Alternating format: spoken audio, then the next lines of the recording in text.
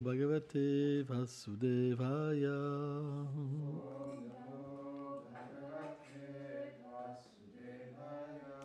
Om Namo Bhagavate Vasudevaya.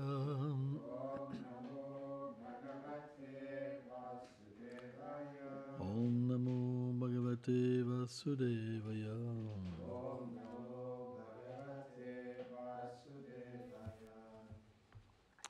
So Ankalam itim prokto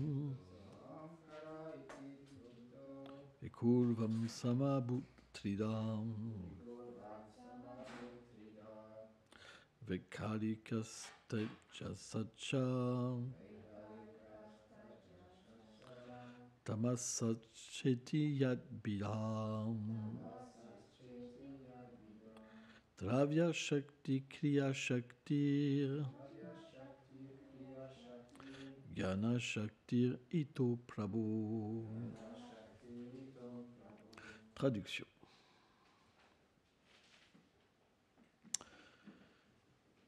Ce faux ego se transforme en trois aspects dérivés de la vertu, de la passion et de l'ignorance, appelés Dravya Shakti, l'énergie qui engendre la matière, Kriya Shakti, l'énergie qui donne l'intelligence créatrice, et Jnana Shakti, la puissance du savoir relatif à la création. Commentaire.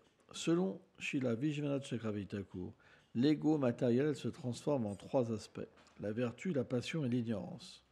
Dans l'ordre, leurs qualités sont la Dravya Shakti, l'énergie qui engendre la matière, qui est la capacité de produire les 5 éléments grossiers, la terre, l'eau, le feu, l'air et l'éther, la Kriya Shakti, l'énergie qui donne l'intelligence créatrice, qui produit les sens, et la Jnana Shakti, la puissance du savoir relatif à la création,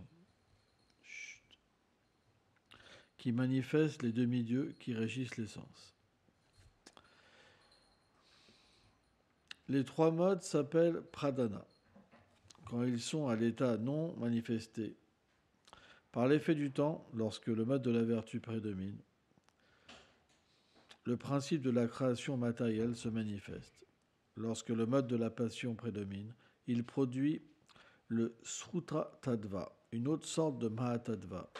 Lorsque le mode de l'ignorance prédomine, le faux ego se manifeste alors.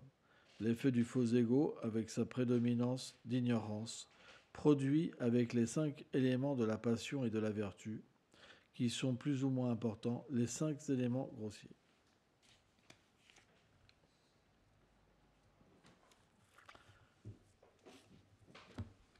Om Agyanati Milandasya, Ganam Jalam Shalakaya, Shakshunu Meditam Jinataisme, Shigulave Namah.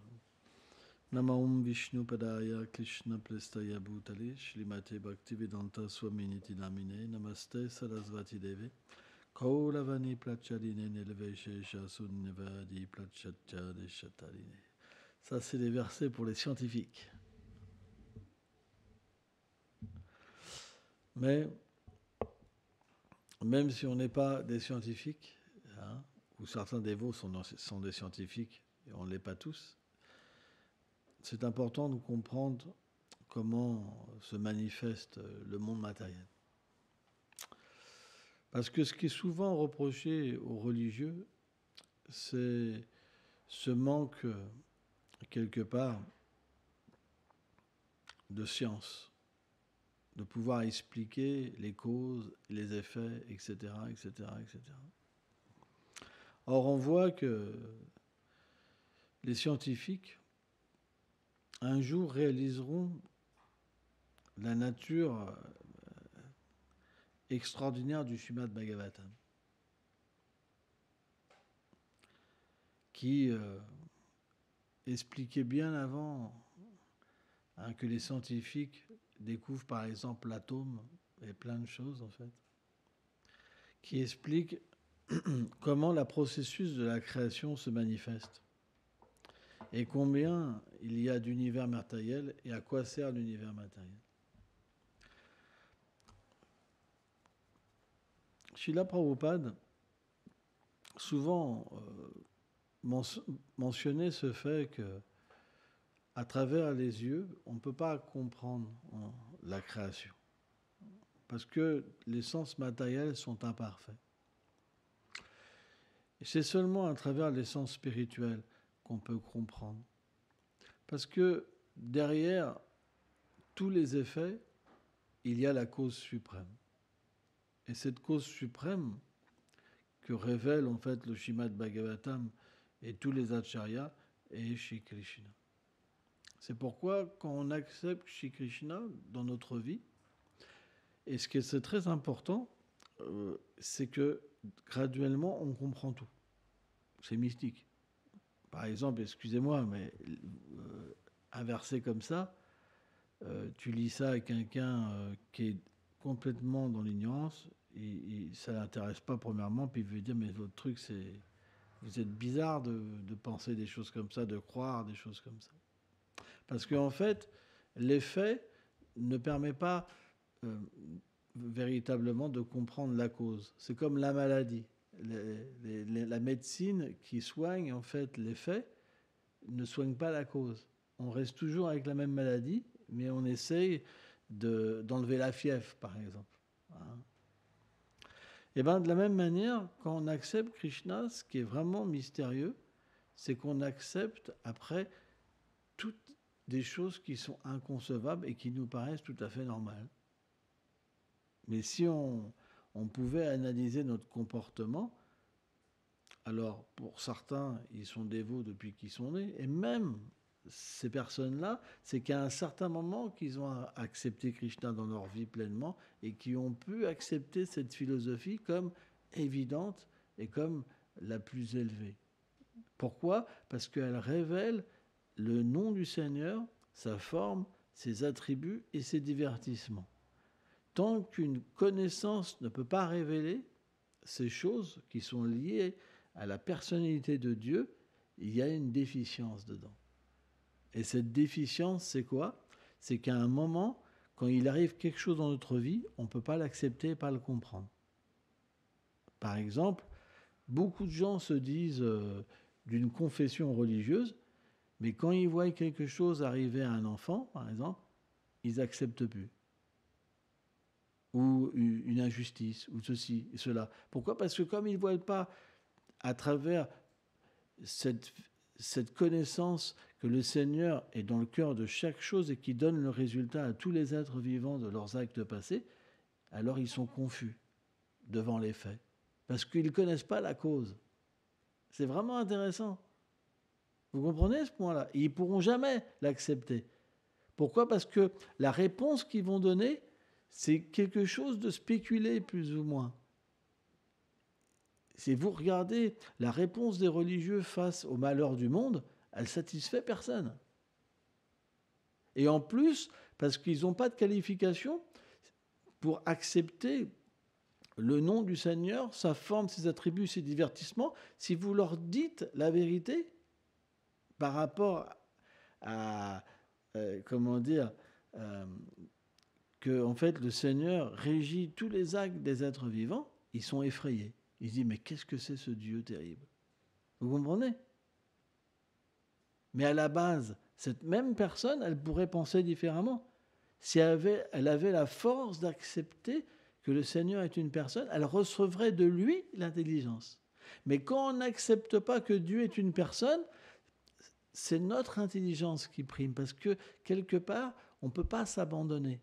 On s'abandonne à quoi ? Au cosmos ?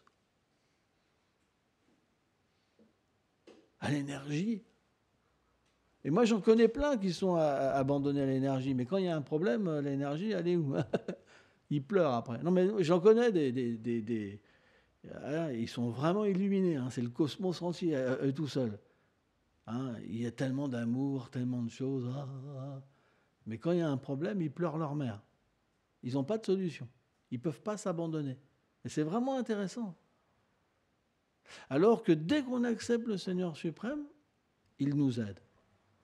C'est pourquoi, même si une personne, elle se condamne par ses actes, si elle reste un dévot et qu'elle accepte de s'abandonner à lui, à Krishna, alors à un moment, à un autre, elle devient victorieuse. tant qu'on reste un dévot et qu'on accepte le nom, la forme, les attributs et les divertissements du Seigneur, le Seigneur s'occupera toujours de nous, même si on dérape. C'est pour ça qu'on ne devrait jamais condamner quelqu'un qui s'est abandonné au Seigneur. Parce qu'on ne sait pas qu'est-ce que Krishna va faire pour lui.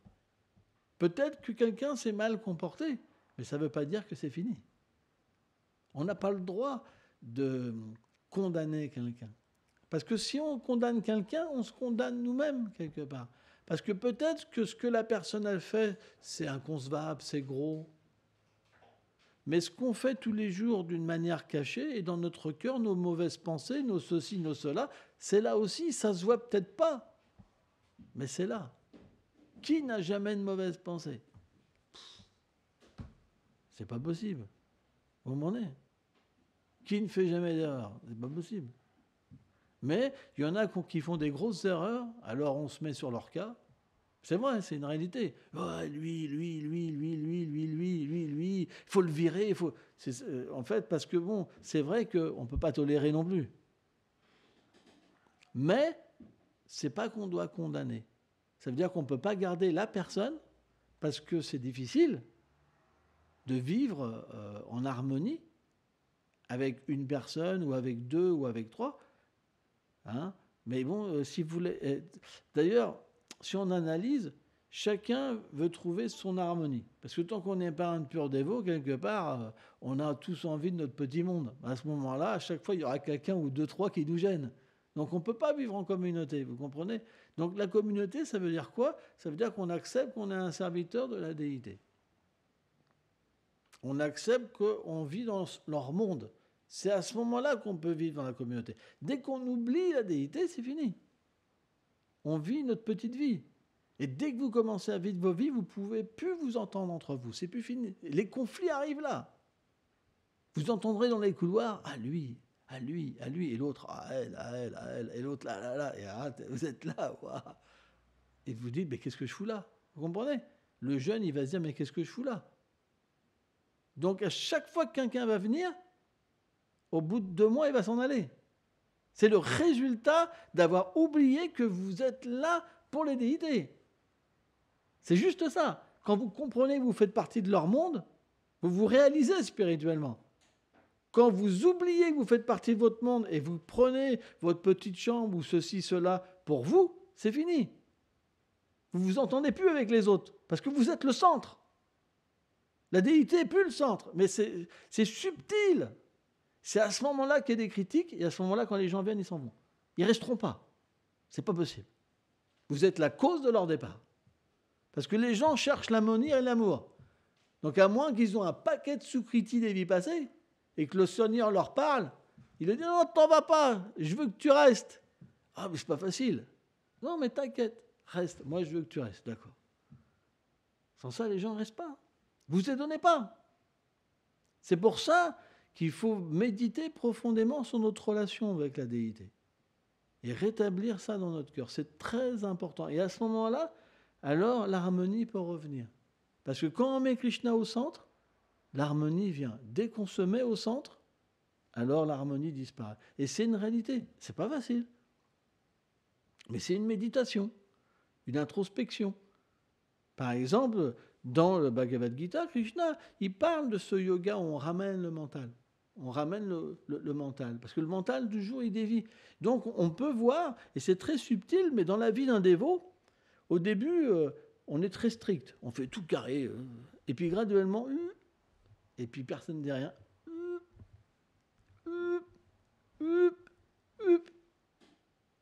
Et à un moment, vous n'êtes plus dans la norme spirituelle. Mais quand ça fait 20 ans que vous êtes dévot, 30 ans, 40 ans, 50 ans, personne ne peut rien vous dire. C'est une réalité. Et dans beaucoup de communautés, c'est comme ça. Au point que les vieux dévots, c'est le poids, hein. C'est le calvaire, quoi. C'est le calvaire, quoi. Dès qu'ils arrivent, oh là là. Mais moi, je me rappelle, je vivais dans une autre institution à une époque, quand tu avais les vieux dévots qui arrivaient, tu étais là, oh là là là là, qu'est-ce qu'on va se taper aujourd'hui? Je me rappelle, ils avaient leur salle, la fête du dimanche, ils se mettaient toujours dans la même salle et blablabla. Ah ouais, t'as vu le prachad? Ah oui, là c'est une spéculation, t'as vu ça? Ah ouais, c'est vraiment c'était les commérages. Tu vois. Tous les dimanches, c'était pareil. C'était le club. Tu sais. Et donc, c'est pas facile. Pourquoi? Parce qu'à un moment, en fait, comme on pratique plus d'une manière assidue, parce qu'on a fait des erreurs et on ne goûte pas la vie spirituelle, ben on essaie de goûter un petit goût pour pas se rattraper. Donc, on revient à des choses qu'on connaît matérielles. Et on est tous pareils. Mais pourquoi? Parce qu'on se décentre de Krishna.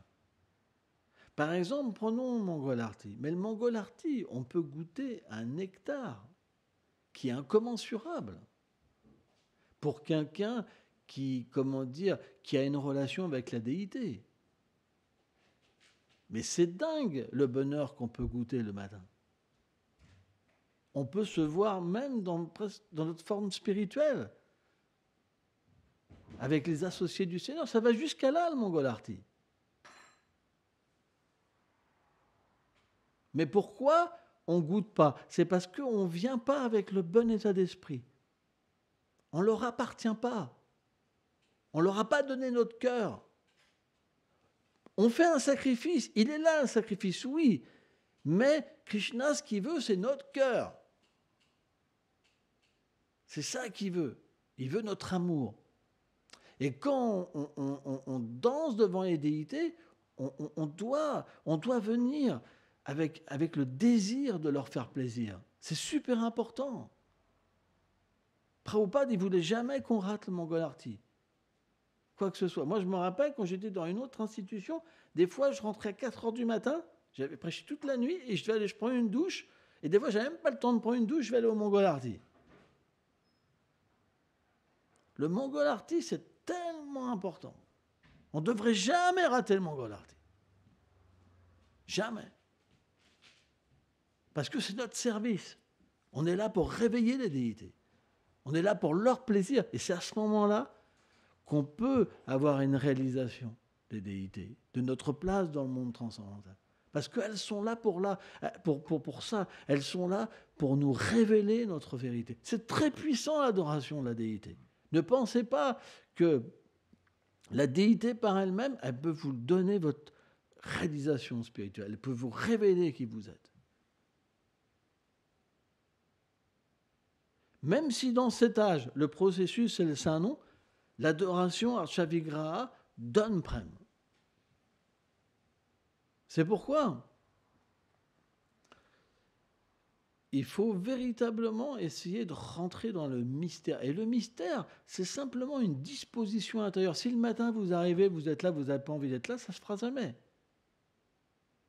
Mais si le matin vous venez et que vous êtes heureux d'être là et que vous avez envie de leur faire plaisir, et que vous dansez avec ce désir de leur appartenir, de vous donner, de donner votre cœur, le résultat va venir, c'est juste question de temps. Vous croyez quoi? Pourquoi vous êtes là? Pour simplement parce que vous ne savez pas? Vous vous êtes réveillé un matin, vous étiez là, et puis bon, je suis là toute ma vie. Non. On doit absolument comprendre. Et comment dire, voilà, se mettre en marche. C'est important. Il y a un mouvement politique qui s'appelle En Marche. Voilà. Ben nous, c'est pareil, on doit se mettre en marche. Ça veut dire qu'on doit essayer d'appliquer, et si on applique, le résultat viendra parce que c'est une science. Rupa Goswami, par exemple, dans le Nectar Bhakti Rasamrita Sindhu, il énonce ce verset que quand on frappe dans ses mains devant les déités, tous les péchés partent. Vous vous rendez compte? Juste claquer les mains, juste chanter, tous les péchés partent. Comme ça, comme des corbeaux. C'est très puissant. C'est pourquoi, comment dire, il ne faut pas vous faire endormir par le mental. Le mental, il vous fait croire que vous êtes nul. La première chose qu'il vous dit, toi, tu n'as pas le droit. C'est pas la peine. Tu es une courge. Tu as un haricot, je ne sais pas ce que tu es, mais tu ne peux pas. Tu ne peux pas goûter. Tu n'as pas le droit, tu es nul. Tu es nul. Il va te disqualifier. t'as un gros caca, t'es nul, ça sert à rien. De toute façon, tu viens de Mongolie, ça sert à rien, toute ta vie, ça sert à rien, t'es mort. Le mental, il est là, il est là. Je te garderai sur mon contrôle. C'est pour ça qu'il faut l'intelligence. C'est comme la petite voix, tu sais, il y a toujours ce petit démon là, et ce petit ange. Mais l'intelligence veut dire non, c'est faux. Maintenant, à partir d'aujourd'hui, il faut que tu changes ta façon d'être. Moi, j'entends, hein, j'entends les voix le matin, ceux qui chantent. Je vois celui qui met du cœur ou pas. Alors c'est vrai, quand quelqu'un lead, il met toujours du cœur. Parce qu'il est en premier plan, il n'y a pas le choix. Mais les autres, ils ne mettent pas le même cœur que quand ils lead. C'est bizarre. Vous avez jamais remarqué ça, quand vous leadez, vous avez plus de cœur, mais quand vous ne leadez pas, vous avez moins de cœur. C'est pas normal. C'est pas normal. Pourquoi? Parce que quand vous leadez les kirtans, vous êtes plus attentifs. Mais tous, dans cette salle, c'est la même chose. Il n'y en a pas un. J'entendais Maharaj ce matin, c'était pas mieux. Il n'y avait pas de bhakti.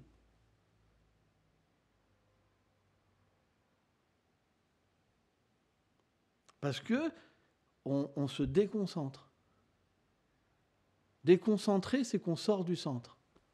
On oublie pourquoi on est là. Et on s'évade. On ne sait plus pourquoi on est là. On est devant la déité, on les voit même pas. Je ne sais pas ce qu'il y a dans les yeux, mais c'est le mental, vous comprenez? Le mental, il fait voir autre chose. Vous ne voyez plus rien. Vous entendez plus rien. Vous ne pouvez plus rien faire. La seule chose qu'on aime bien, c'est de parler des autres. On devient très actif, mais ce n'est pas des blagues. Hein. Manger des grosses assiettes, moi je connais bien ça, manger des grosses assiettes, par exemple, mais le reste, ça ne nous attire pas. Comment c'est possible qu'on ne fasse pas d'efforts pour revenir dans une réalité, de venir au Mangala-arti? C'est pas possible, c'est qu'il y a un problème. C'est pas possible. On devrait être, on devrait être en manque de Krishna. Comment ça se fait que, bien qu'on habite dans un temple, on retombe dans une léthargie? Parce que c'est le mental. Le mental est tellement puissant. À peine vous commencez, il vous disqualifie. Toi, t'es nul. Tu n'y arriveras jamais. Jamais. Et moi, je vois des dévots, quand je leur parle, ils disent, moi, ma Gurudev, moi, c'est pas possible pour moi. Où est le problème? Qu'est-ce qu'il y a de différent? Qu'est-ce qu'il y a de différent? Oui, mais toi, qu'est-ce qu'il y a de différent? Il n'y a pas de différence. Oh! C'est quoi la différence? C'est ce que tu m'as dit l'autre jour. Hein? Il n'y a pas de différence. C'est le mental qui nous trompe. T'es nul. Et tu resteras toujours nul toute ta vie. C'est ça que je veux pour toi. Tu n'y arriveras jamais. C'est devenu notre gourou. C'est pour ça, Raghunath Das Goswami, il parle au mental.